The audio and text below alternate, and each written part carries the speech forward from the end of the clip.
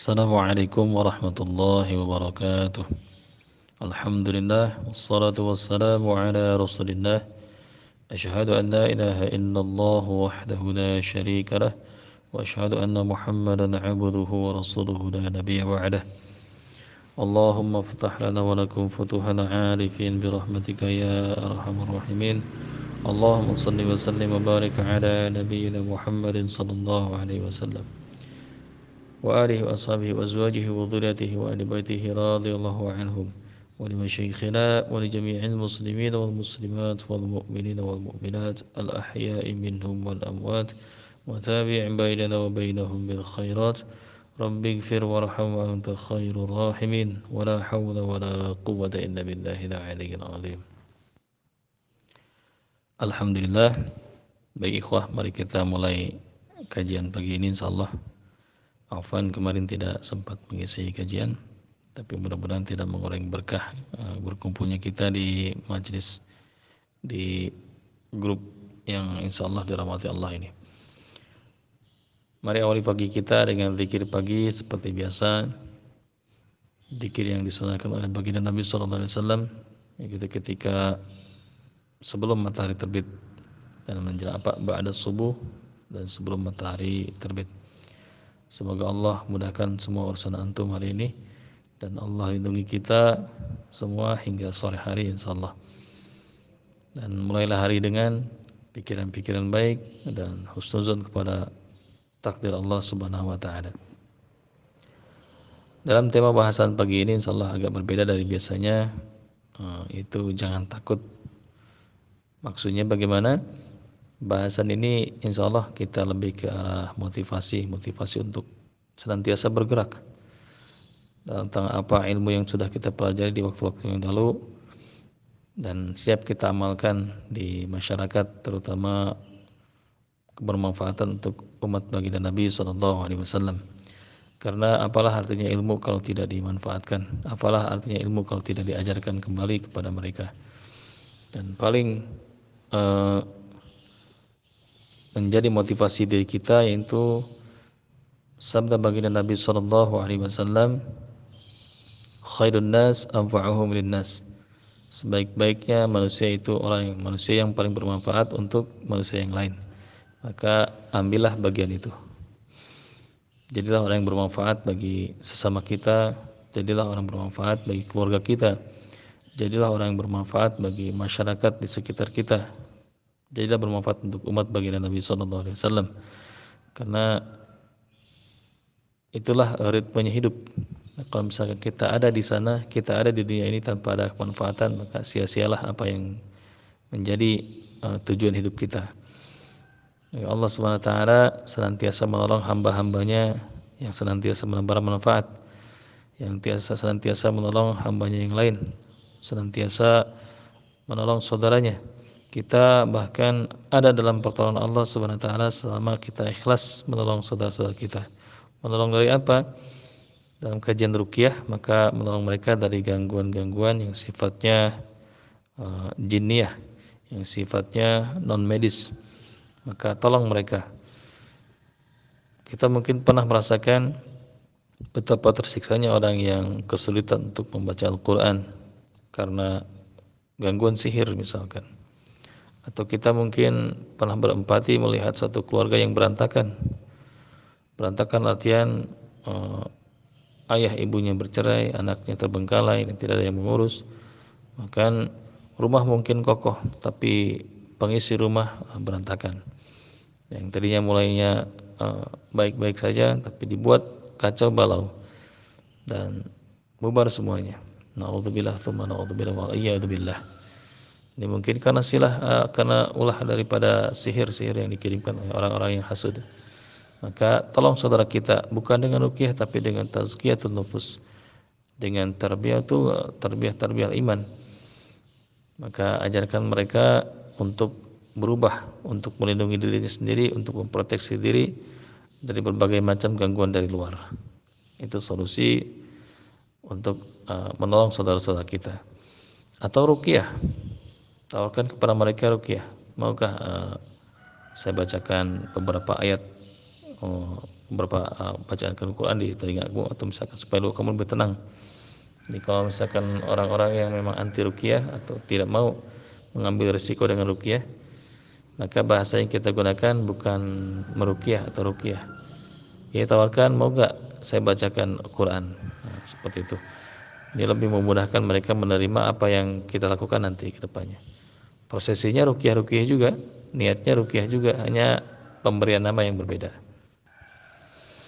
Ketika seseorang sudah mengambil langkah ini, yaitu dakwah ilallah menuju ruqyah, maka tanamkan dalam dirinya masing-masing agar jangan takut kepada apapun kecuali kepada Allah Subhanahu wa taala. Ya ayyuhalladzina amanu ittaqullah, wahai orang-orang beriman, ittaqullah, takutlah kalian kepada Allah, haqqa tuqatih, dengan sebenar-benarnya rasa takut. Wa la tamutunna illa wa antum muslimun, dan jangan sekali-kali kalian mati kecuali dalam keadaan berserah diri. Maka ketika seorang sudah memasuki dunia ruqyah, dia otomatis akan berhadapan dengan para dukun, dengan berhadapan dengan jin-jin, makhluk-makhluk halus, jin zalim, jin kafir, jin fasik. Bahkan ain juga di sana ada, serangan balik. Dia akan berhadapan dengan serangan-serangan balik. Berupa apa? Berupa sakit kembali, berupa gemilaunya harta dunia yang datang berlimpah mungkin sebagai ujian, berupa wanita-wanita soleh, misalkan wanita-wanita yang berhijrah atau laki-laki yang soleh yang berhijrah, ingin meminang kita, ingin bersama hidup bersama kita. Mungkin ujiannya dari pujian masyarakat, pujian daripada pasien itu sendiri, keluarga pasien, karena kesembuhan yang seketika. Dan mukjizat dari Al-Quranul Karim ini, berkahnya itu kerasa langsung, timbulan pujian. Dan yang paling parah nanti ujian-ujian tentang akidah. Setan selalu berusaha ketika mereka diserang dan mereka ketahuan ada dalam tubuh manusia, dan kita mulai menyerang mereka dengan biidznillah, dengan kekuatan dari Allah SWT, dengan keberkahan Al-Quran ini, maka mereka tidak akan tinggal diam. Mereka mencari cara bagaimana menjatuhkan kita, menghancurkan keluarga kita.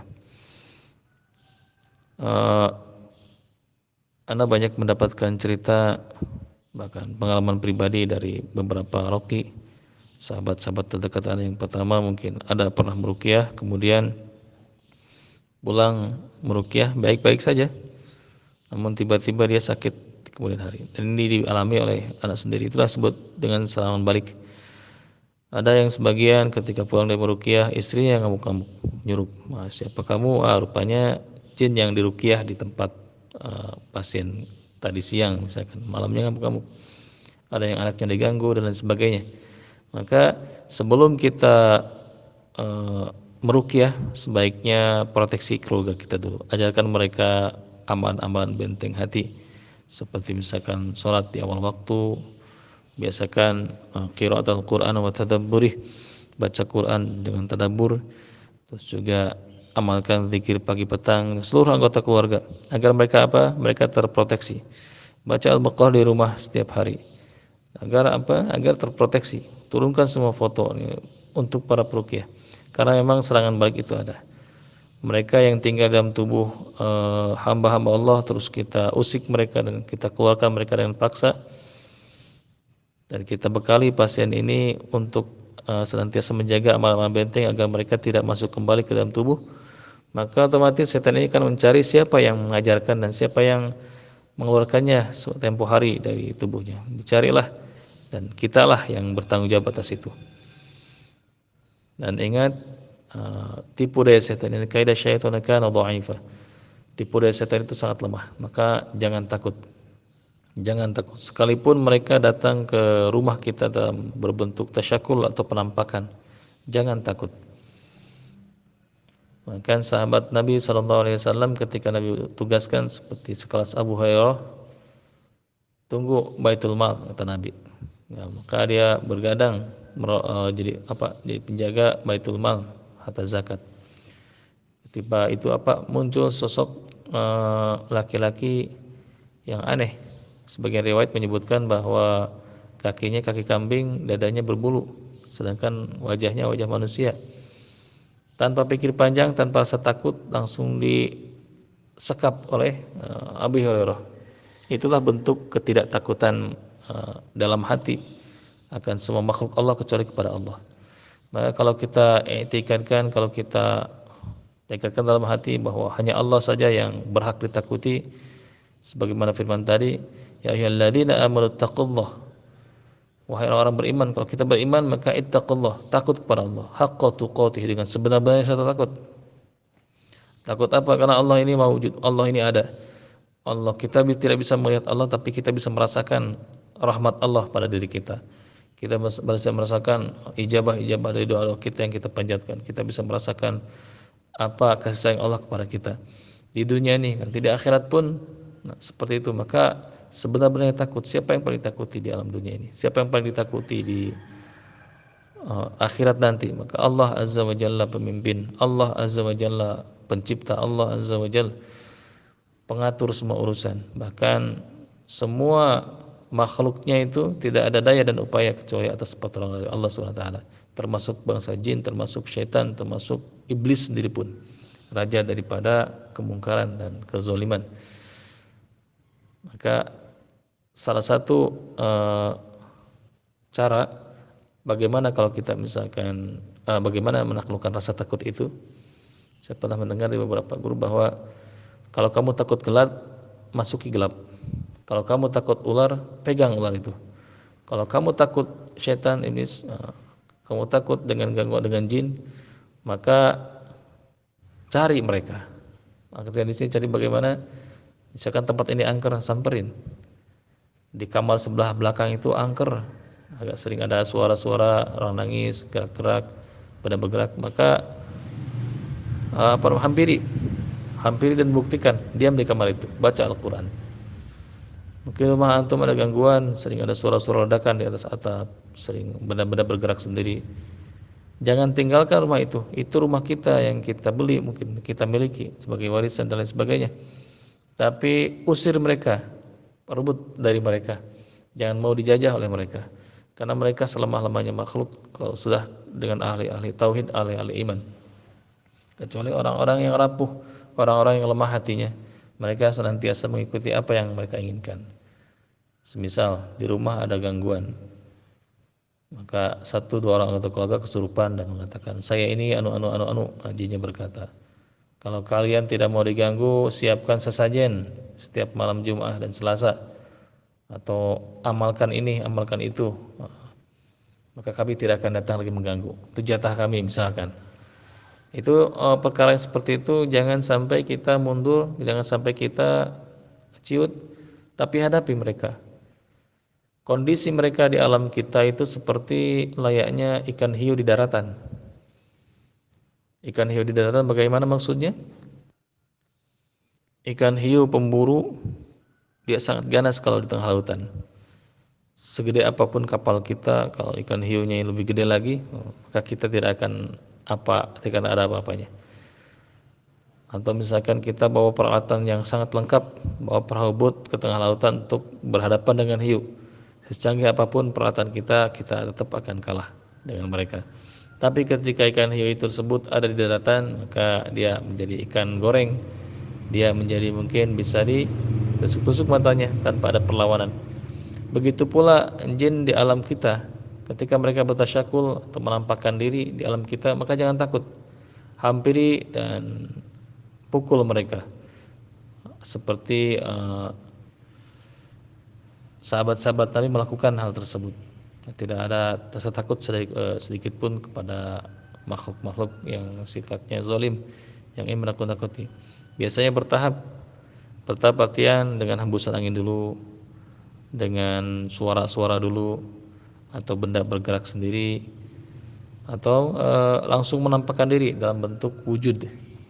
Karena jin ini Allah alam bentukan energi, bukan tasyakut seperti seperti pocong, seperti kuntilanak, genderuwo yang dilukiskan oleh film-film horor ya. Bentukan energi ini masuk ke dalam aliran darah dan mengendalikan sel-sel saraf otak sehingga kita bergerak sekemauan mereka. Kita menyadari apa yang kita ucapkan dan kita tidak mau mengucapkan itu, tapi ada yang mengendalikan ucapan-ucapan itu, atau berteriak atau bergerak. Ini biasanya orang kesurupan di ruqyah, kemudian dia, kok saya seperti ini. Jadi jinnya itu berbicara dan mengendalikan seserap otak, tapi hati kita tetap milik kita. Nah itu dia. Maka jangan takut sedikit pun. Mereka jin di alam kita walaupun masuk ke dalam jasad dan kondisi kesurupan atau misalkan langsung menampakkan diri sebagai tasyakul, mereka tetap tertawa di alam kita dan berlaku hukum manusia. Dipukul sakit, dicubit sakit, ditendang sakit, ditampar sakit. Maka dalam posisi tertawan mereka tidak mampu memukul, tidak mampu menyentuh bahkan kalau kita yakin. Kecuali kalau kita memang takut dengan mereka, mereka bisa menyentuh, bisa memukul dan lain sebagainya. Maka biasanya tingkatnya berbeda-beda. Jin-jin yang masih muda-muda, yang masih belajar, mungkin hanya bentuk tiupan-tiupan angin. Nah, kalau misalkan naik sedikit, jin ini mampu menggerakkan benda-benda, mampu memindahkan benda, menutup pintu dan sebagainya. Dan bayangan jin mampu menembus tembok itu adalah kemungkaran dan kekeliruan dalam mengimani suatu perkara gaib. Mereka mungkin bisa masuk rumah melalui ventilasi, bisa masuk rumah melalui pintu langsung bisa. Hanya mereka tertahan ketika Al-Quran dibacakan. Nanti bisa buktikan dengan membacakan Al-Quran pada orang yang memang ada jin di dalam tubuhnya. Mereka akan kepanasan, mereka akan menggelepar, menjerit-jerit, bahkan menangis, kesakitan. Sama jin-jin di luar pun yang tidak dalam tubuh manusia, ketika kita bacakan Quran di satu ruangan dimanapun, mereka akan menjauh karena rasa sakit dan panas tersebut. Seperti kita menyalakan api di sekumpulan ular-ular, seperti kita menyalakan api di sekumpulan hewan-hewan, mereka akan lari karena tidak mau berurusan dengan panas dan sakit. Begitupun Quran, kalau kita bacakan ayat kursi di rumah, maka Allah lindungi sampai pagi hari. Kita bacakan pagi hari, maka Allah lindungi rumah tersebut sampai sore hari. Dengan syarat tidak ada perkara-perkara atau benda-benda dalam rumah tersebut yang menyebabkan kemungkaran, yang Allah tidak suka benda tersebut di dalam rumah. Semisal apa? Semisal patung, semisal benda-benda keramat, nah seperti itu. Termasuk benda-benda yang sifatnya makruhah, artian foto-foto, gambar-gambar itu dia, atau haramah ini dipajang di dinding, sebaiknya dicopot. Maka bacaan kita ini akan berefek sebagai pelindung. Tapi kalau misalkan ada benda-benda tersebut, maka hanya sekedar bacaan, efeknya pun standar. Kadang-kadang tidak ada efek sama sekali. Hanya berpahala sunnah, berpahala membaca Al-Quran dan lain sebagainya. Jadi tanamkan pada diri kita, para roqi, para peruqyah, untuk senantiasa menguatkan hati agar jangan takut kepada apapun. Jangan takut akan ancaman manusia, jangan takut akan ancaman jin, syaitan laknatullah alaih.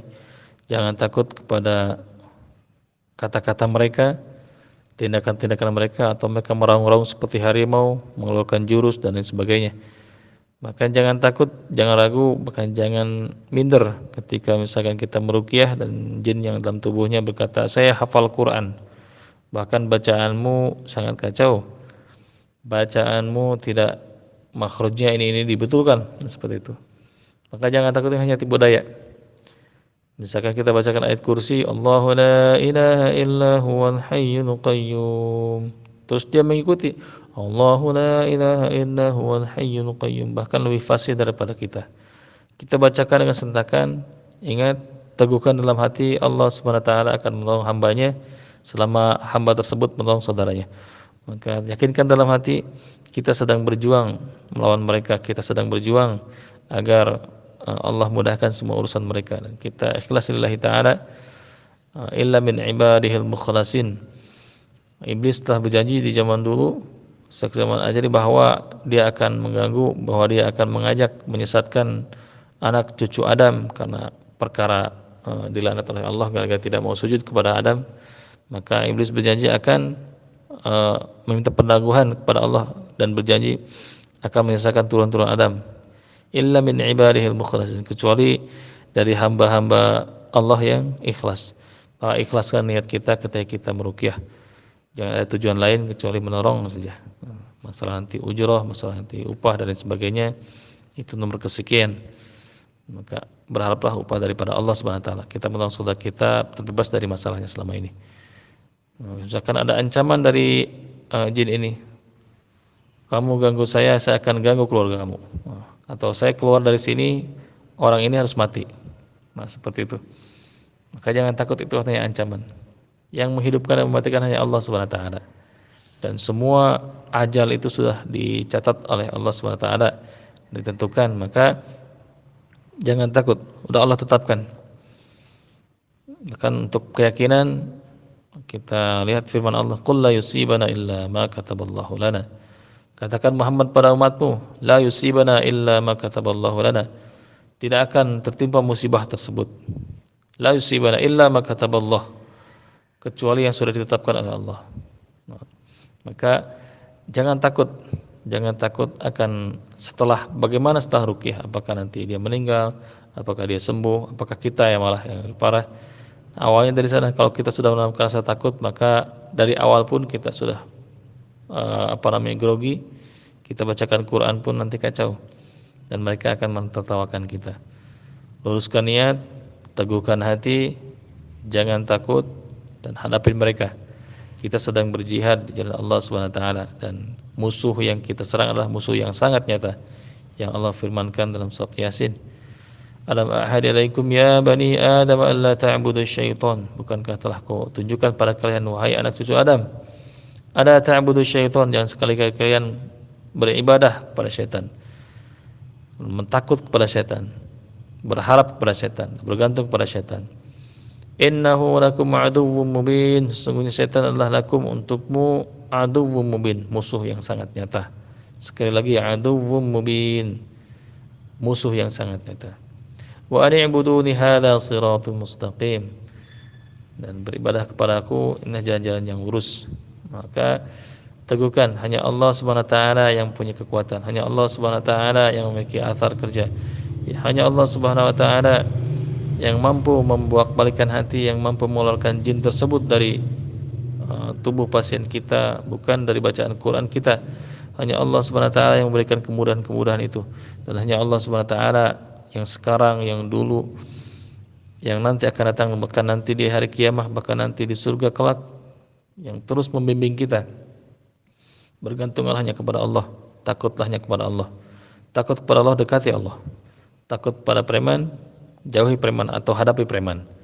Takut kepada jin, hadapi jin. Maka cara paling mudah untuk menaklukkan rasa takut adalah langsung masuk ke alam takut tersebut. Kita takut gelap, masuk ke kegelapan tersebut. Ke kamar yang gelap, masuk ke kamar gelap tersebut. Kita takut ular, pegang ularnya. Kita takut dengan hewan-hewan buas, maka sama seperti itu. Dan semuanya ubun-ubun, nyawanya ada di ubun-ubun, ubun-ubun yang ada dalam tangan Allah, dalam kekuasaan Allah. Apapun itu. Wallahu a'lam bissawab. Insyaallah semoga kajian ini bermanfaat dan menjadi tarbiyah buat kita semua, menjadi penyemangat kita yang berjuang di jalan tauhid ini untuk menyebarkan dan mengajarkan kepada umat baginda Nabi sallallahu alaihi wasallam akan pentingnya iman ini, akan pentingnya menghidup-hidupkan sunnah baginda Nabi ini. Maka jangan takut sedikit pun, jangan takut terhadap apapun, takutlah hanya kepada Allah dengan sebenar-benarnya takut. Wallahu a'lam bissawab. Allahumma inna na'udzubika min ilmin la yanfa' wa na'udzubika min qalbin la yakhsha. Subhanakallahumma bihamdika asyhadu an la ilaha illa anta astaghfiruka wa atubu ilaik. Barakallahu fikum. Wassalamu alaikum warahmatullahi wabarakatuh.